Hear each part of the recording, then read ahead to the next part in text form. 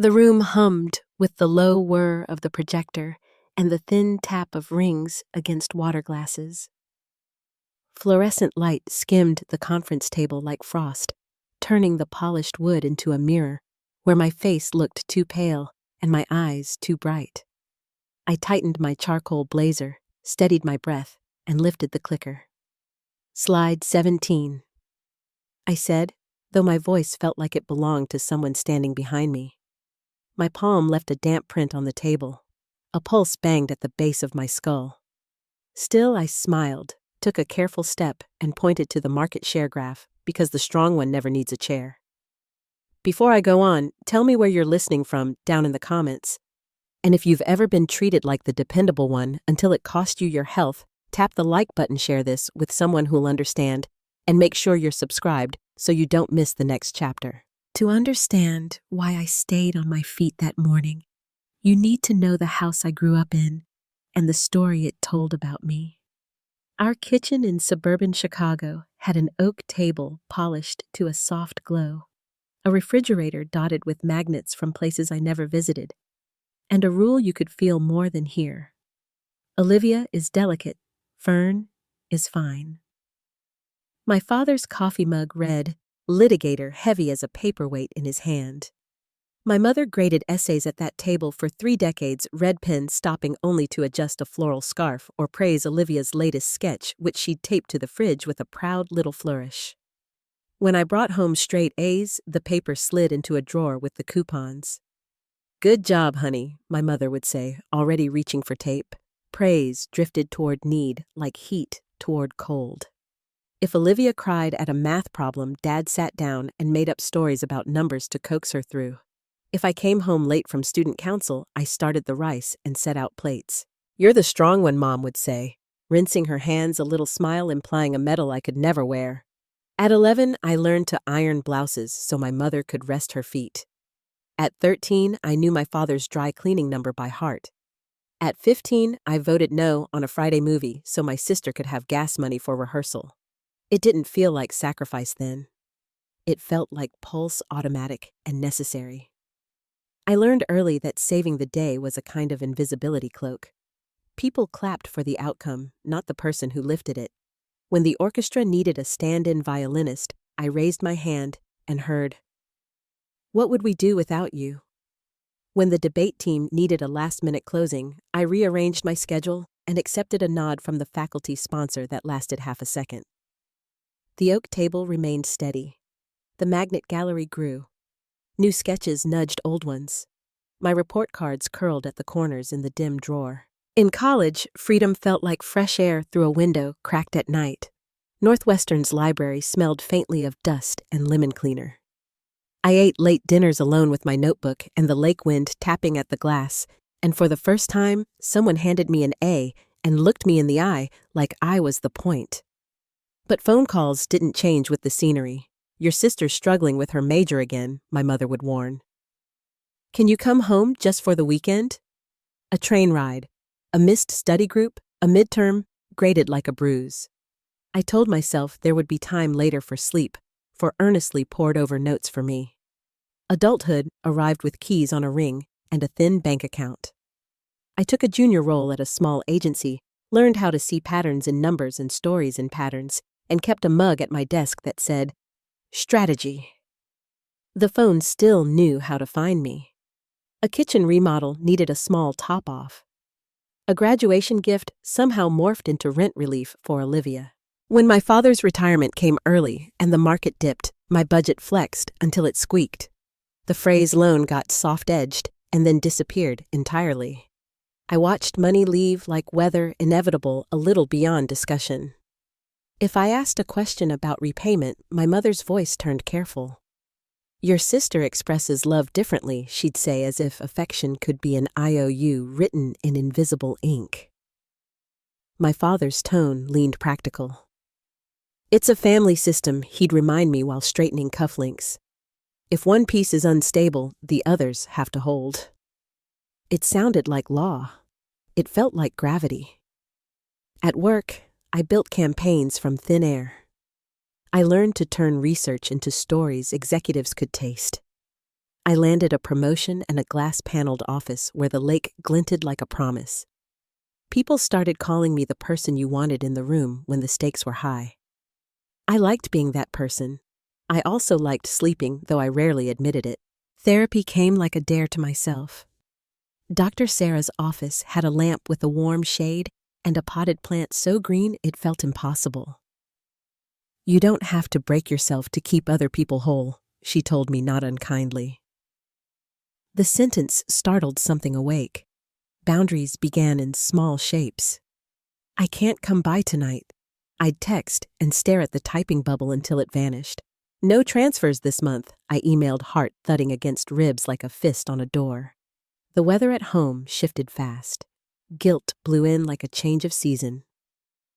"You've changed," my mother cried softly one evening, as if I'd shaved my head without telling her. "Family supports?" "Family, mum." My father intoned the phrase, smooth from repetition. On social media, Olivia made elegance out of grievance posts about materialism timed exactly to new shoes I'd bought with a bonus captions under filtered sunsets about toxic expectations. I watched from the quiet side of the screen and reminded myself that boundaries were not a sin. Then came Luminance Cosmetics, a meeting that could double our agency's revenue and write the year in one swing. The week tightened like a vice.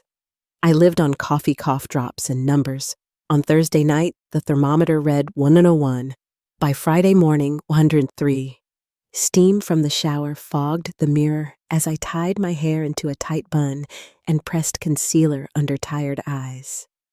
I whispered, "Just 1 hour," to my reflection, the way you whisper to an old car before a hill.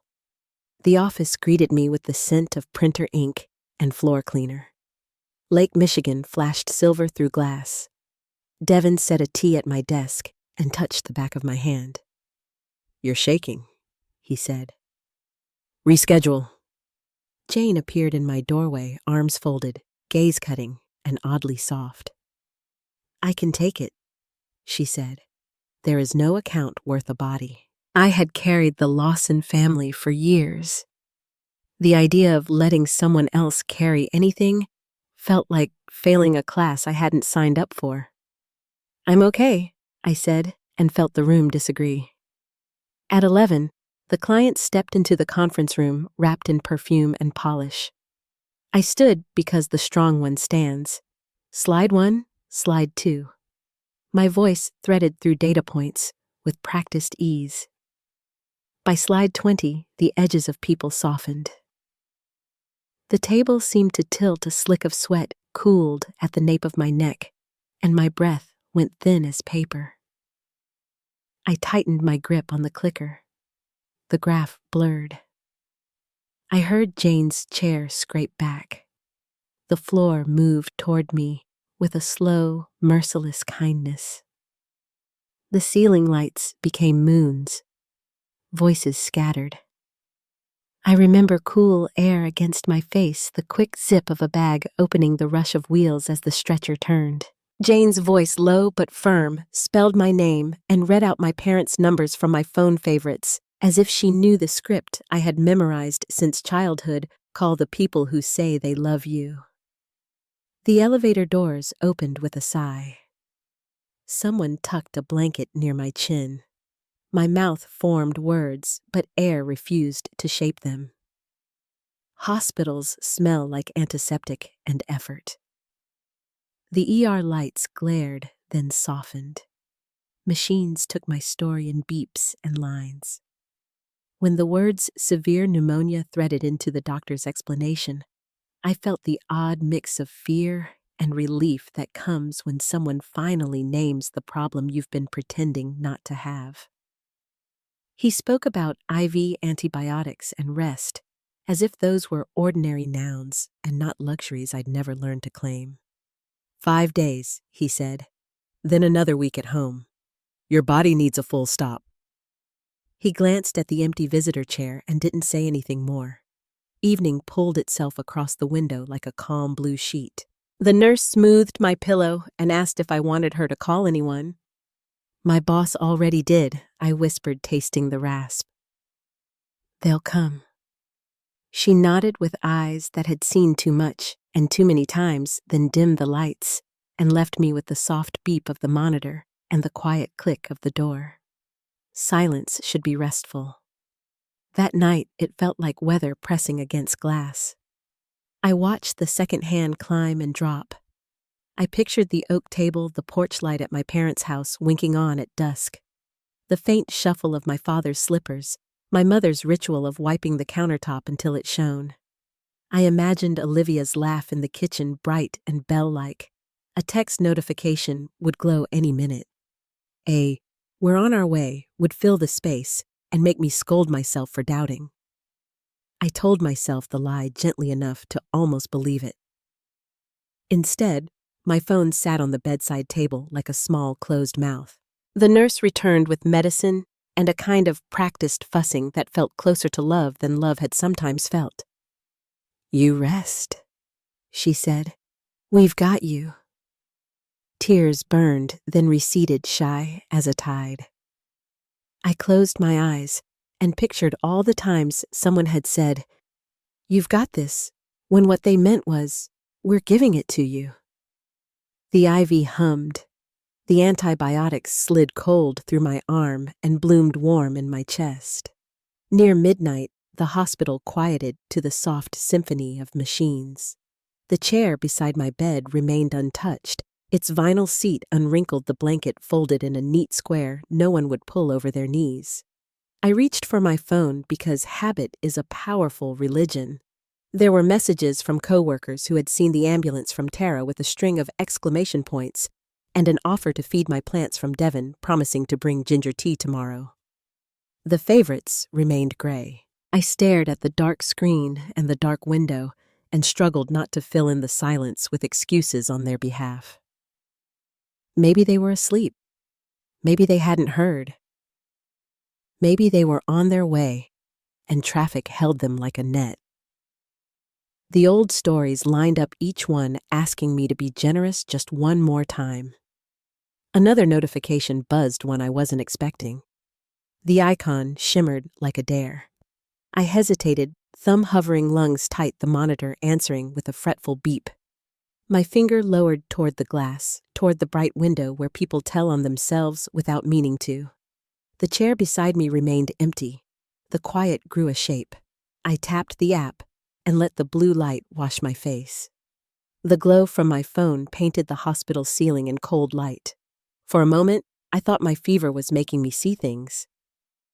Then the image sharpened: Olivia, my mother, and my father seated at a downtown restaurant, laughing into wine glasses.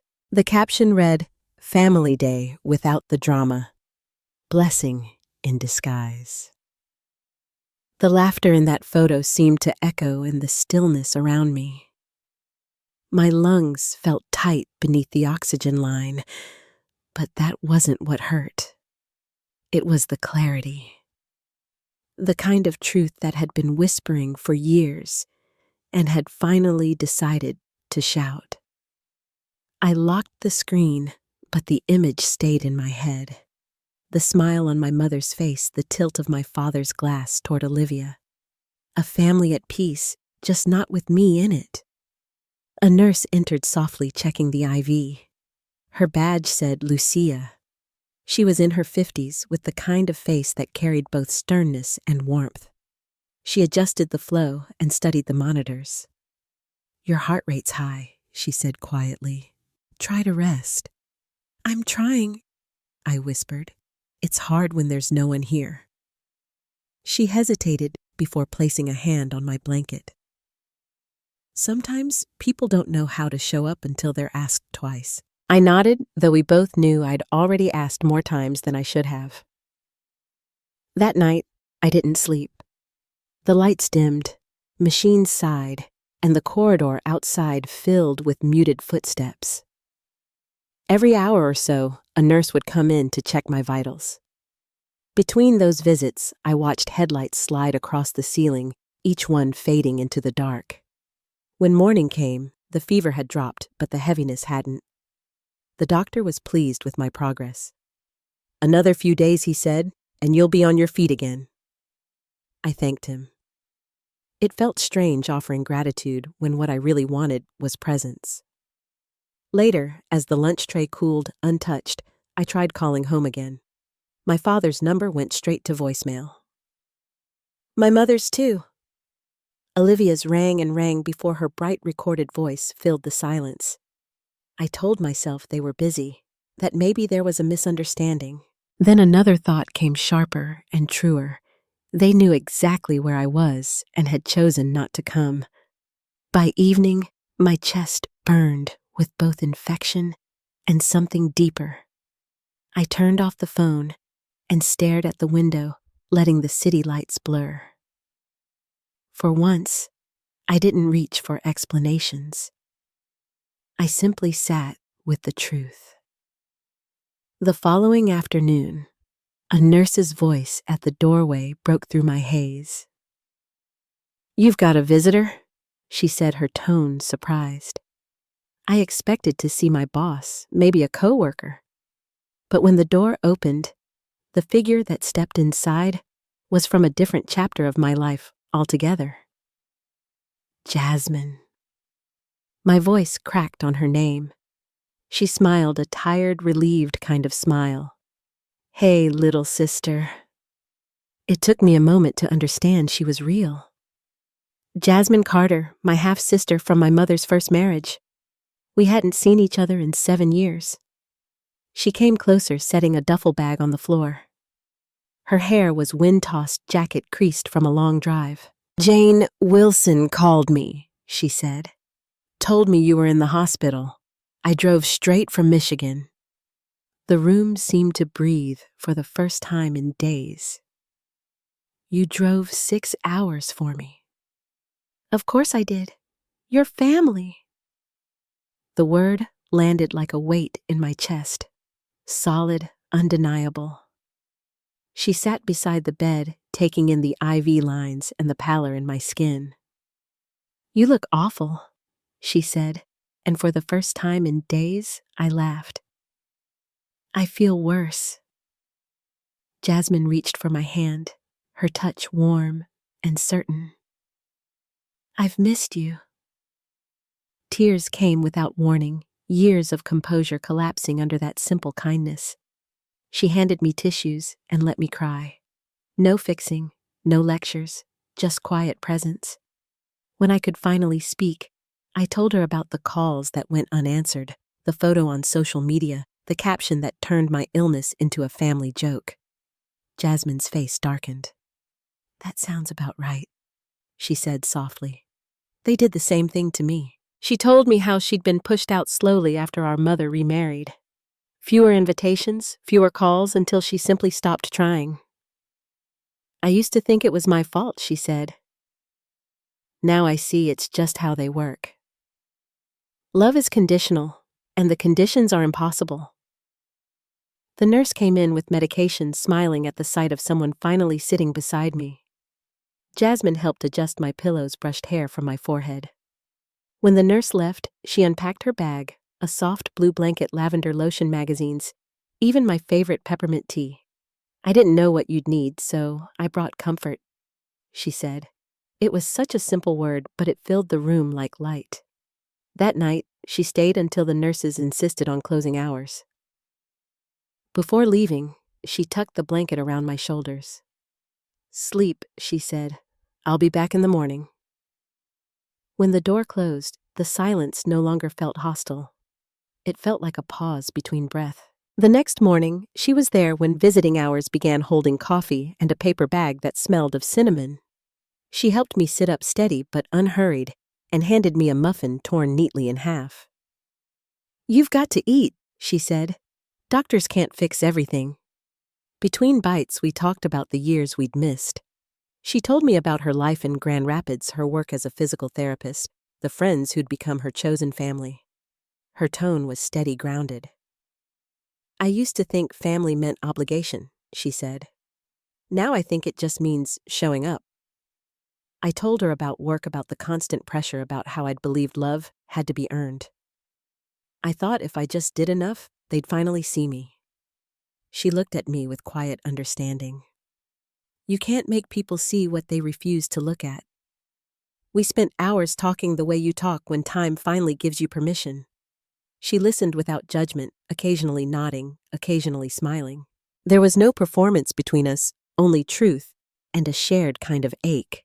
When she finally stood to leave that evening, she said, "I've already cleared 2 weeks at work. I'm staying here after you're discharged. You're not going through recovery alone." The offer stunned me. You'd really take that much time? Of course, that's what sisters do. As she walked out, I realized how foreign those words sounded, coming from someone who actually meant them. Night deepened outside the window, the city's hum softened by distance. My phone lay face down on the tray table. I hadn't looked at it since she arrived, and for the first time in days, I didn't feel compelled to. But as I reached to turn off the lamp, it buzzed a long, insistent vibration. I flipped it over and stared at the screen. 33 missed calls. Dozens of messages, all from home. The newest one read, "We need you. Call immediately." I stared at the words until they blurred. After days of silence after the picture and the captions, now there was urgency. I glanced toward the door where Jasmine had stood a few hours ago, her promise still lingering in the air. The monitor beside me kept its steady rhythm. The IV line pulsed softly with light. I didn't open the messages. Not yet. Outside, a light rain began to fall, tracing thin rivers down the glass. The sound was gentle, almost forgiving, but I couldn't tell who it was meant to forgive. I leaned back against the pillows, the blue blanket pulled to my chin, and let the rain be the only voice in the room. Somewhere beyond the glass, phones rang, words were sent, explanations written. But in that quiet hour, I had nothing left to give. The calls would still be there in the morning. Morning came gray and soft through the hospital blinds. The rain had stopped some time before dawn, leaving the city washed and pale. I woke to the steady rhythm of monitors, the faint hum of wheels in the hallway, and Jasmine's quiet voice murmuring into her phone. She was sitting near the window, hair pulled back, her travel jacket draped over the chair. When she noticed I was awake, she smiled and hung up. "Morning, sleepyhead," she said, standing to pour water into a paper cup. "Dr. Patel says your numbers look better." Her voice carried calm like a kind of medicine. I sipped the water, the coolness easing my throat. "You're still here." "Of course I'm still here," she said simply, pulling the blanket higher around my shoulders. "You didn't think I'd drive 6 hours to stay one night, did you?" Her steadiness filled the room in a way I hadn't realized I needed. For so long, I'd been the one who held things together, projects, people, expectations. I wasn't used to being cared for without a catch. She sat at the edge of the bed, unwrapping a small breakfast from the cafe downstairs. "They actually make decent oatmeal here," she said, handing me a spoon. "You've got to keep your strength up." The oatmeal was plain but warm, and somehow that felt like luxury. Between bites, we fell into a rhythm of conversation that came easy, small details about work, the drive down from Michigan, her latest physical therapy patients. There was no strain, no weight in the silences. Later, as the nurse came in to check my vitals, Jasmine stood back watching with quiet concern. When the nurse left, she asked, "Did they ever show up?" "Your parents?" I shook my head. "No calls. No messages." She nodded as if she had expected that answer. "It hurts, I know. But their absence tells you what you've been trying not to see." The truth of that sat heavy between us. I stared at the ceiling tiles, each one perfectly square, perfectly cold. That afternoon, she brought a stack of magazines and her old iPad loaded with movies. "Thought you could use something that doesn't beep," she said, setting them on the table. She tucked her legs beneath her on the visitor chair, the way she probably had during long study nights years ago. We watched an old film, one of those black and white classics, where everything moves a little slower. Between scenes, she told me about her life, how she'd built a circle of friends who cooked together on Sundays, how she'd started hiking again after her divorce. There was a light in her eyes when she spoke about those things, something quiet but rooted. I thought moving on from family meant I'd failed them, she said softly, eyes still on the screen. Turns out, it just meant I was learning how to breathe. Her words settled somewhere deep. I wanted to tell her that I'd been holding my breath for years, but my throat tightened before I could. Evening slipped in like a dim shadow. Jasmine helped me with the breathing exercises the respiratory therapist had left. Slow inhale, measured exhale. You've got strong lungs, she said. They just need to remember what strength feels like. That night when she finally left for her hotel, she pressed her hand gently over mine. You're not alone anymore, Fern. Not ever again. After she was gone, I sat with that thought. It felt foreign but safe, like a language I was just beginning to learn. The next day, I woke to the sound of her humming. She'd returned early, carrying a paper cup of coffee for herself and chamomile tea for me. They're releasing you soon, she said, smiling. Dr. Patel thinks you're ready for home care. The idea of home made my chest tighten. The apartment that had once been my sanctuary now felt like an empty echo. I don't know if I'm ready to be there, I admitted. She understood without needing an explanation. That's why I'll be there with you. We'll make it livable again. She spent the morning talking with the nurse about discharge instructions, taking notes with a focus I recognized in myself, the habit of people who fix things. Except she wasn't fixing me. She was simply making sure I'd heal. Later, when the room quieted, she leaned against the wall and looked thoughtful. You know, she said you sound a lot like me 10 years ago. I looked up. How so? Always proving your worth, she said. Always trying to earn love by being indispensable. Her words stung because they were true. I thought that's what love was. So did I, she said. Until I realized I was just giving people permission to use me. We sat in silence for a long time. Outside, a siren wailed somewhere in the city, fading into distance. She crossed the room and sat beside me again. There's something I wish someone had told me earlier, she said quietly. Boundaries aren't walls, they're doors with locks, and you get to choose who you let in. Her voice was steady but kind. You've been standing in a house with every door wide open. No wonder you're exhausted. I felt a tear slide down my cheek before I even realized it. She reached over, brushed it away with her thumb. It's okay, she said. You're just waking up. That night after she left, I stared at the city lights beyond the glass and thought about doors. Every favor, every bailout, every phone call I'd answered in the middle of the night, it was another door opened without question. The thought was both painful and freeing. The next morning, when Jasmine arrived, she found me sitting up with a notebook on my lap. What's that? She asked. Just writing things down, I said, trying to make sense of what I want to keep open and what I need to close. She smiled. That's a good start. The nurse came in with final paperwork, and by afternoon, I was cleared to leave. Jasmine had already arranged a ride and picked up my prescriptions. As the orderly wheeled me through the corridor, I caught my reflection in a passing window, thinner, paler, but somehow steadier.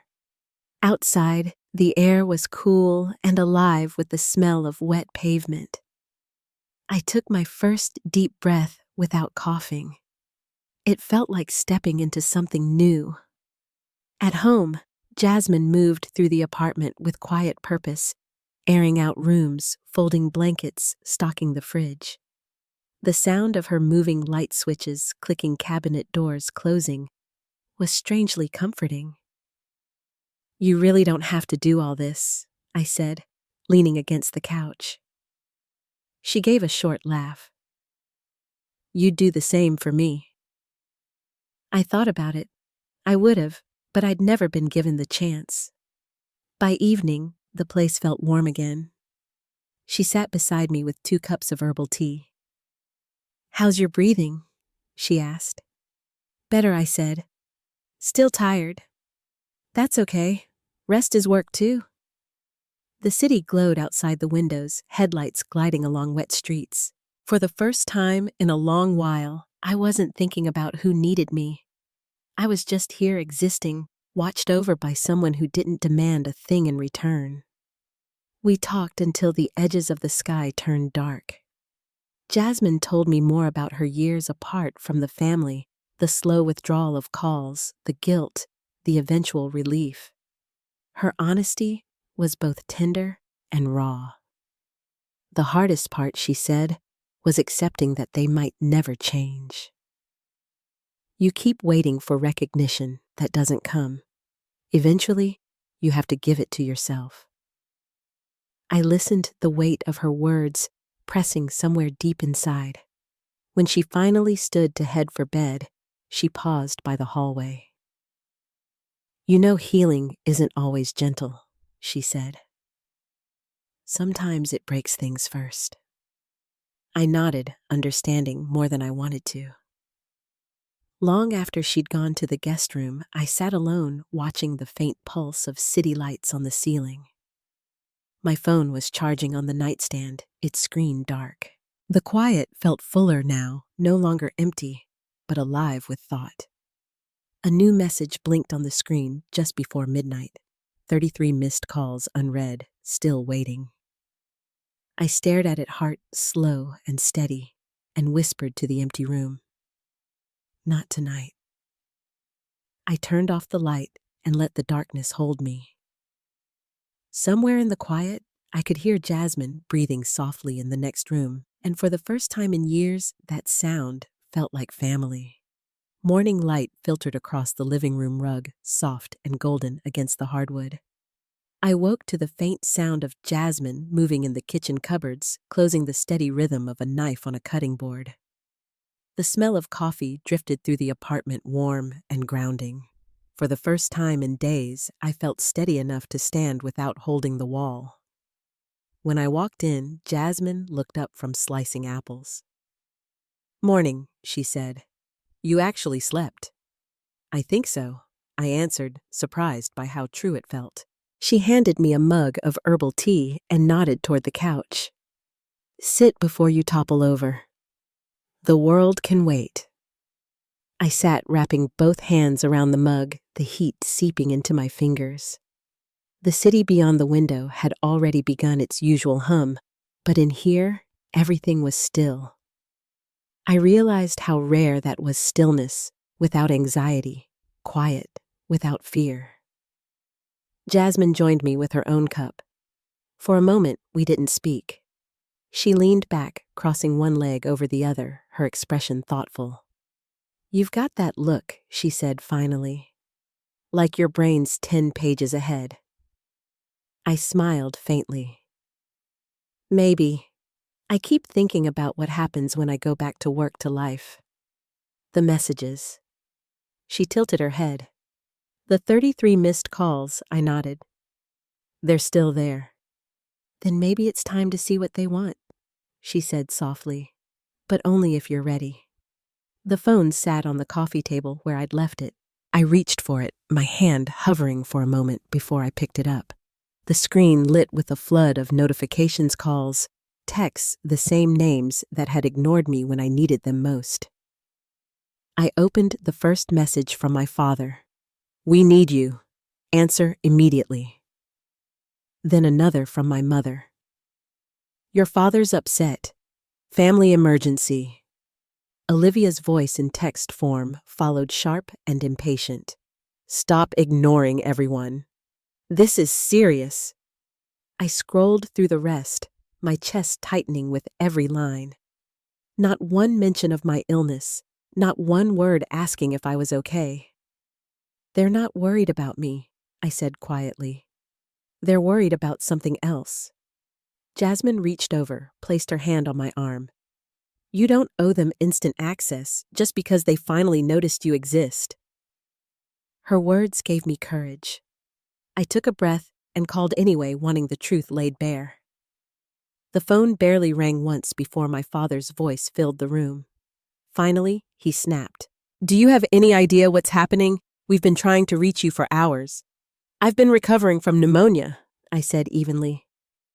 You would know that if anyone had checked. A short pause. Yes, well, we got a message about that, he said briskly. But this is urgent. Olivia needs your help.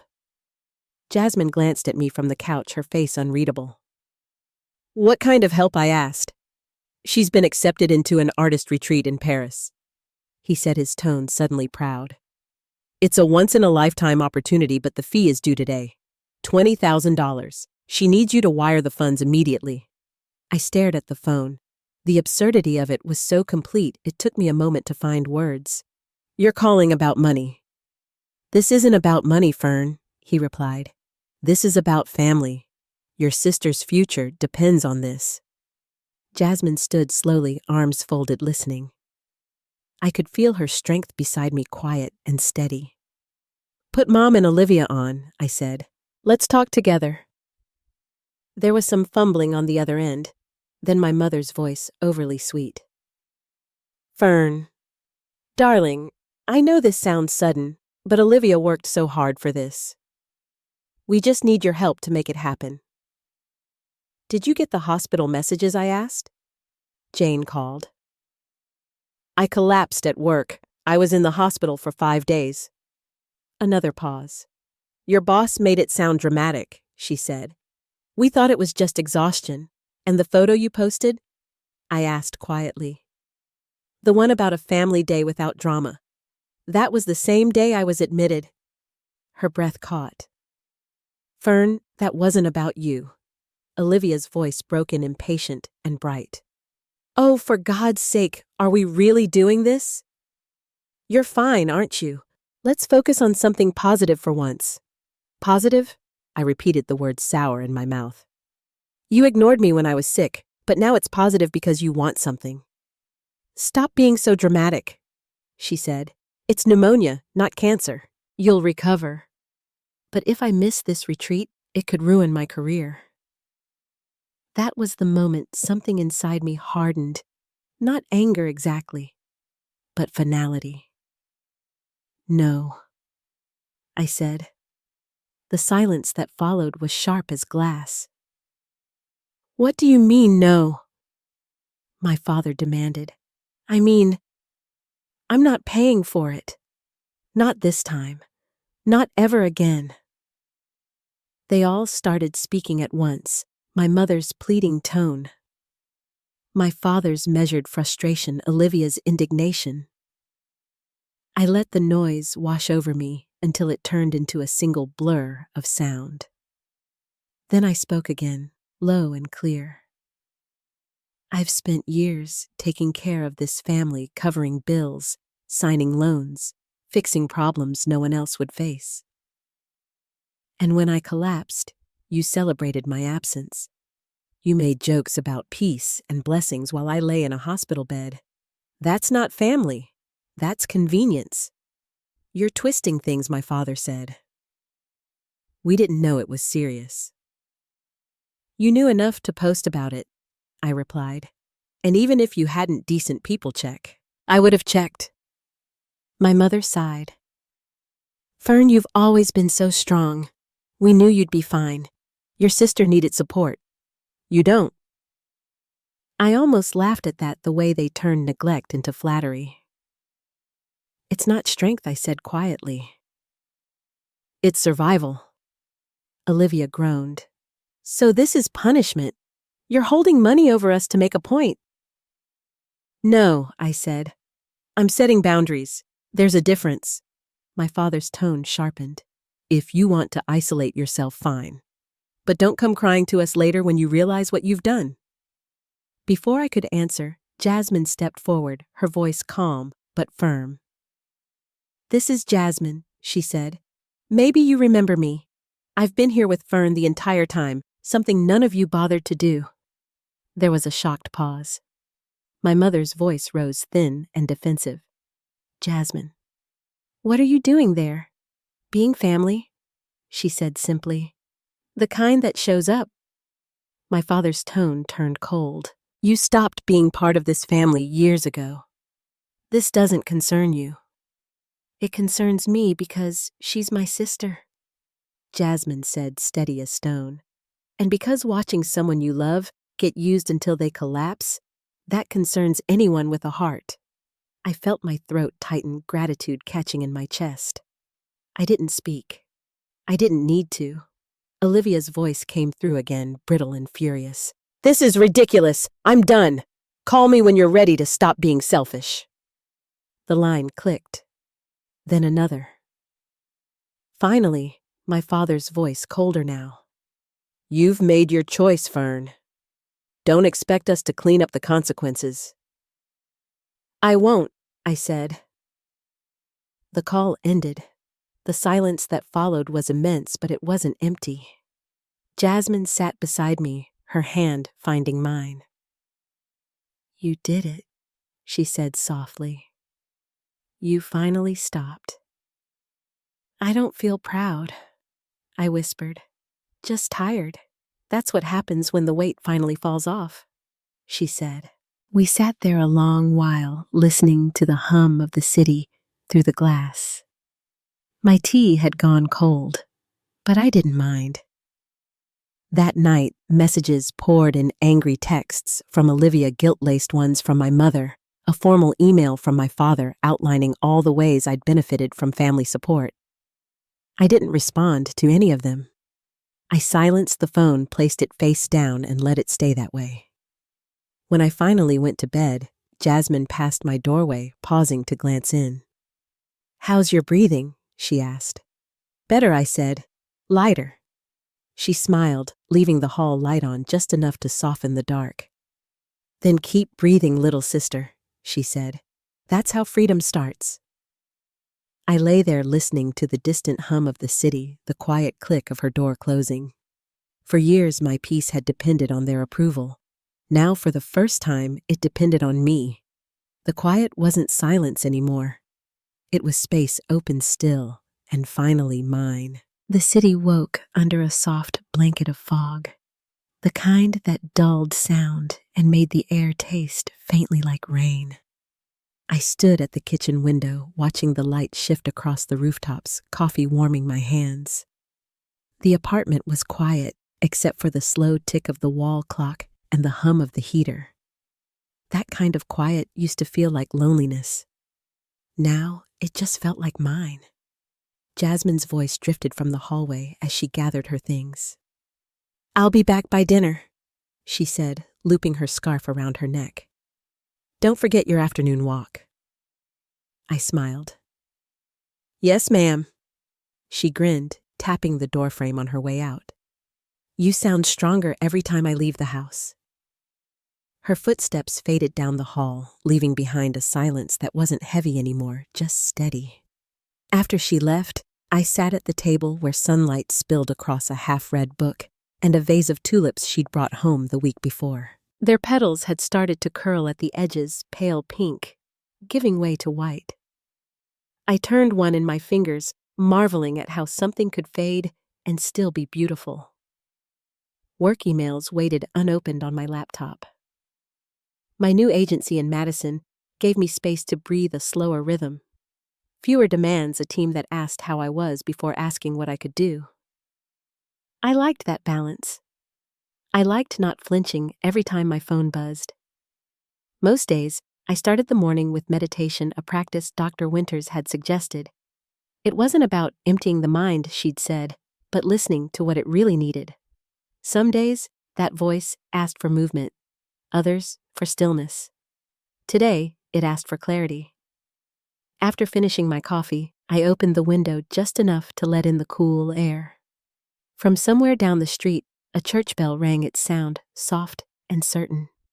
I closed my eyes and breathed until the tension in my chest loosened. 6 months had passed since the call that ended everything and began something better.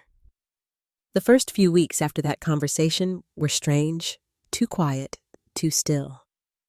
The absence of noise from my parents and Olivia felt almost like withdrawal. I caught myself reaching for my phone, half expecting another guilt-laced message. It never came, and in that silence, I began to heal. Dr. Winters helped me untangle the stories I'd been told about love and duty. When love demands you disappear, she said, once it stops being love. It becomes fear disguised as loyalty. I wrote that sentence on a small card and pinned it above my desk. It reminded me that boundaries aren't walls, they're doors that can open or close as needed. About 2 months ago, I received a letter from my mother. Not a text, not an email, a real letter written in careful script on cream-colored paper. She wrote that she hoped I was well, that she missed hearing my voice, and that she wanted to move forward without dwelling on the past. There was no apology, not really, just a soft avoidance shaped like affection. I read it twice, then folded it neatly and placed it in a box with other things I no longer carried close. Olivia, on the other hand, surprised me. A message arrived from her one rainy afternoon, short and uncertain. I'm starting therapy. I don't know where to begin, but I want to be better. It was the first message in years that didn't ask for something. I stared at it for a long time before replying. I hope it helps. Take care of yourself. Nothing more, nothing less. It was enough. I didn't need apologies to move forward. What I needed was peace, and I was learning to give that to myself. Some evenings, Jasmine and I sat on the balcony with blankets around our shoulders, watching the sun melt into the lake. She'd tell me about her patients, the ones relearning how to walk after injury, their first uncertain steps toward independence. Healing looks different for everyone, she'd say. Sometimes it's a limp that still carries you forward. I understood that now. My limp was emotional, invisible maybe, but it reminded me of where I'd been and how far I'd come. In early spring, I planted herbs in small pots along the windowsill, basil, thyme, and rosemary. The scent filled the apartment when the sun hit them just right. Tending to them became a quiet ritual. Waterlight, patience. The same things I was learning to give myself. Jane Wilson, my former boss, called last week. She'd heard about my new job through a colleague and wanted to check in. "You sound good, Fern," she said. "Different. I feel different," I admitted. "Don't lose that," she told me. "The world needs people who work hard, but not people who work themselves into silence." After we hung up, I sat at my desk for a while, remembering the day she rode with me in the ambulance the way she'd stayed when no one else had. Gratitude has a quiet sound. It doesn't demand, it just settles in your chest and stays there. That weekend, Jasmine and I took a drive out to the countryside.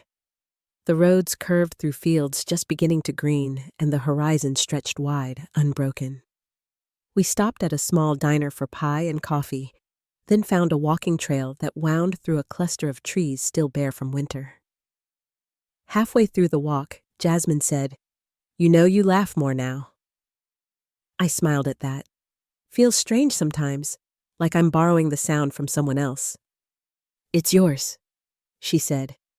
"You just forgot how to use it." We walked in silence for a while, the crunch of gravel underfoot the only sound. Somewhere above us, a hawk circled wings steady against the wind. That night, back home, I lit a candle on the windowsill and watched the flame waver in the reflection of the glass.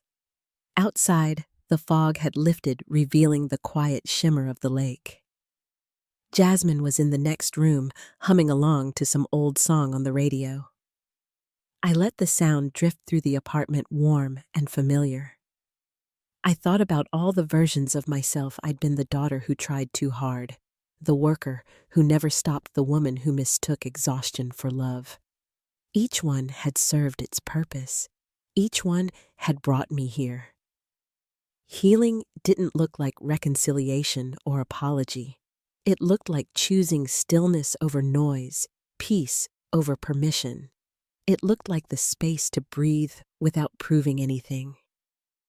I leaned against the window frame, candlelight soft against my hands. Somewhere in the distance, church bells began to ring again, faint but sure. Some wounds don't fade because we forgive. They fade because we finally let go. If this story touched something in you, tell me where you're listening from. I'd love to know how far stories like this can travel. And if you've ever had to rebuild your peace from the ground up, share what helped you hold on. Don't forget to like, share, and subscribe for more stories about quiet strength, second chances, and the kind of healing that doesn't need permission. Thank you for listening, and take care of your peace. It's the only home that never leaves you.